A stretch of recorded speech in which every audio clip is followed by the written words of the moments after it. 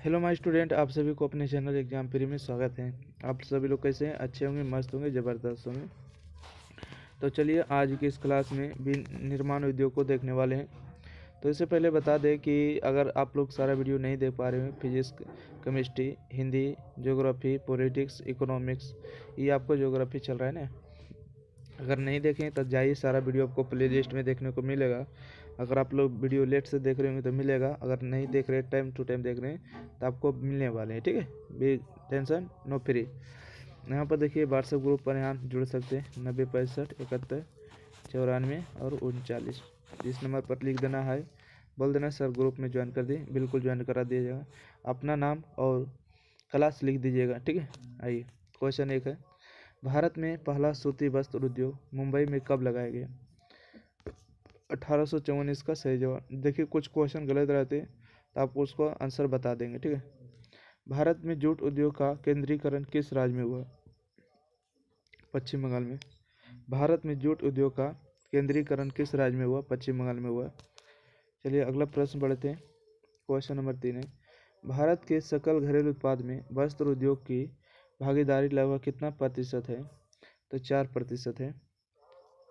भारतीय अर्थव्यवस्था में वस्त्र उद्योग का औद्योगिक उत्पादन में कितना प्रतिशत योगदान है? 14% है।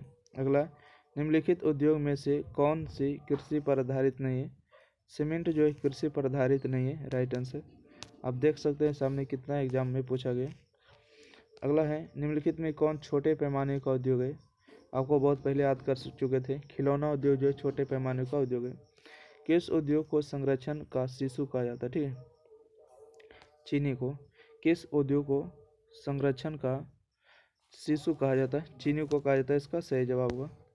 चलिए 7 के बाद हम 8 नंबर पर आ जाते हैं।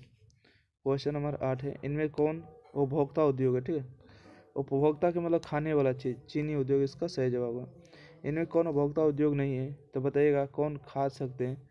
नहीं है तो लौह इस्पात उद्योग आपके उपयोग लायक नहीं है। दंत मंजन, कागज और चीनी आपके उपयोग लायक है ना। अगला है, इनमें कौन आधारभूत उद्योग नहीं है? तो रेशम वस्त्र उद्योग जो है आधारभूत नहीं है। तांबा, एल्युमिनियम सभी है। ठीक है, अगला बढ़ते हैं, इनमें कौन कृषि आधारित उद्योग नहीं है? पेट्रो रसायन उद्योग। ठीक है, इनमें कौन कृषि आधारित उद्योग नहीं है? पेट्रो रसायन उद्योग है। इनमें कौन खनिज आधारित उद्योग नहीं है? इसका सही जवाब होगा चीनी उद्योग। इनमें कौन खनिज आधारित उद्योग नहीं? चीनी उद्योग है। उन 2 केंद्रों के नाम बताइए जहां पेट्रो रसायन उद्योग स्थापित है। मुंबई, बड़ौदा, इसका सही जवाब। ठीक है, उन 2 केंद्रों के नाम बताइए जहां पेट्रो रसायन उद्योग है। मुंबई, बड़ौदा, इसका सही जवाब होगा। बॉक्साइट का उपयोग किस उद्योग में किया जाता है? बॉक्साइट का उपयोग किस उद्योग में किया जाता है? इसका सही जवाब एल्युमिनियम में। बॉक्साइट का सबसे बड़ा उत्पादक राज्य है उड़ीसा। ठीक है, बॉक्साइट का सबसे बड़ा उत्पादक राज्य है उड़ीसा। नेपानगर किस उद्योग के लिए प्रसिद्ध है? अखबारी कागज के लिए, इसका सही जवाब। ठीक है, नेपानगर किस उद्योग के लिए प्रसिद्ध है? अखबारी कागज के लिए प्रसिद्ध है। तांबा प्रगलन किस तरह का उद्योग है?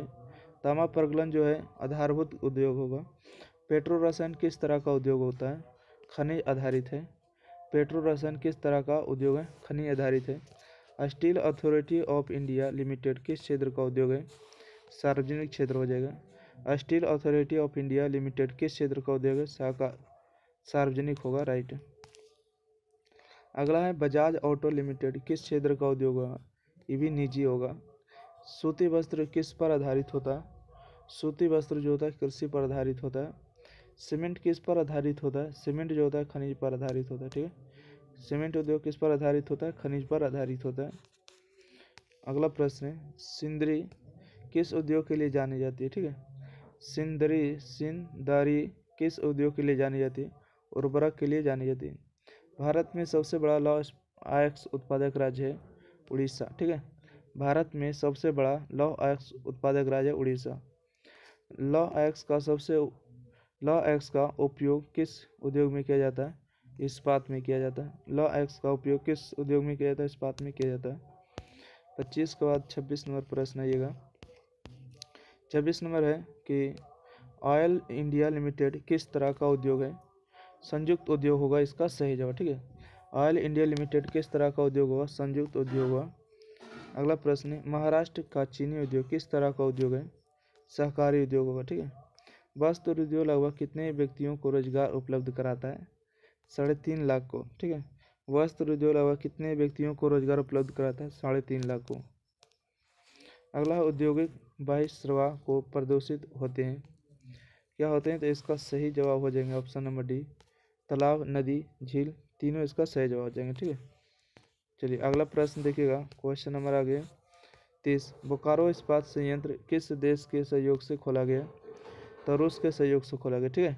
बोकारो इस्पात संयंत्र किस देश के सहयोग से खोला गया? रूस से। इनमें कौन नई औद्योगिक नीति से संबंधित नहीं है? तो राष्ट्रीयकरण जो है नई औद्योगिक से नहीं है। ठीक है। बाकी देखिएगा, वैश्वीकरण, उदारीकरण, निजीकरण, तीनों है। अगला प्रश्न है, हुगली औद्योगिक प्रदेश का केंद्र है? कोलकाता और हावड़ा हो जाएगा राइट आंसर। ठीक है। कोलकाता, हावड़ा। भारत का सिलिकॉन नगर किसे कहा जाता है? बेंगलुरु को कहा जाता है। भारत का सिलिकॉन नगर बेंगलुरु को कहा जाता है। भारत का बर्मिंघम जो है किस शहर को कहा जाता है? जमशेदपुर को कहा जाता है। ठीक है। जमशेदपुर को कहा जाता है। वस्त्रों की राजधानी किसे कहा जाता है? वस्त्रों की राजधानी जो है सूरत को कहा जाता है। C number.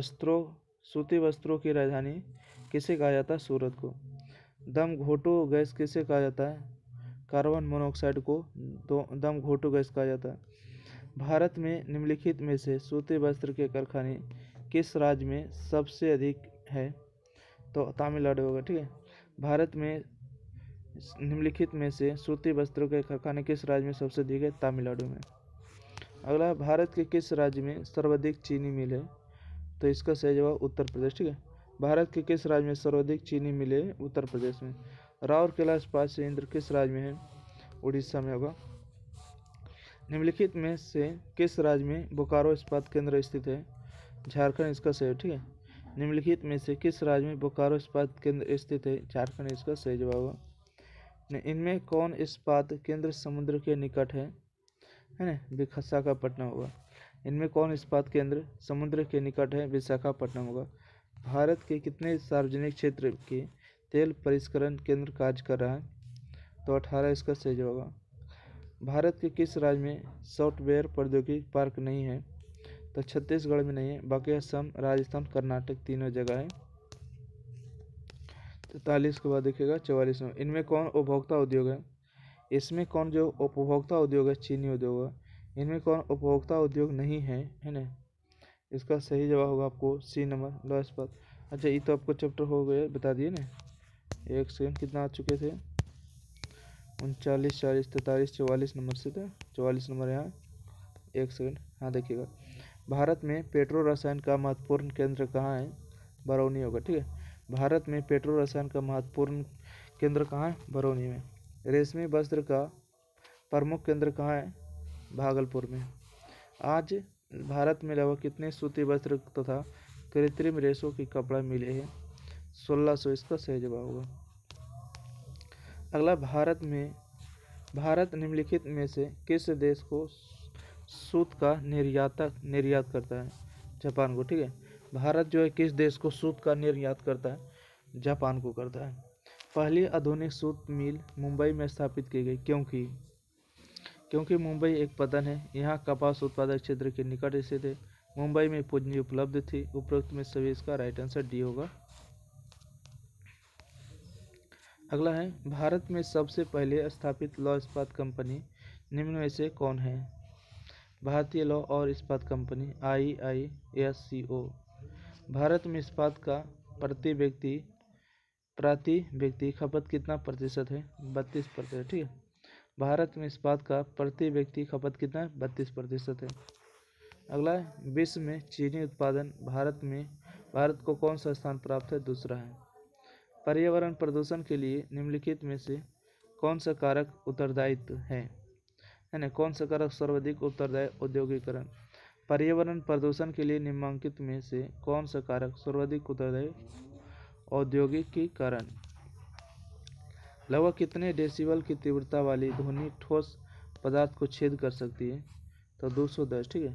लगभग कितना डेसिबल की तीव्रता वाली ध्वनि ठोस पदार्थ को छेद कर सकती है? 210। भोपाल त्रसादी में किस गैस का रिसाव हुआ था? Methyl isocyanate. ठीक है। मिथाइल आइसोसेनेट। ओके। भारत में पहली जूट मिल कहाँ स्थापित की गई थी? बम्बई में। बम्बई का भी नाम बदल के मुंबई कर दिया गया।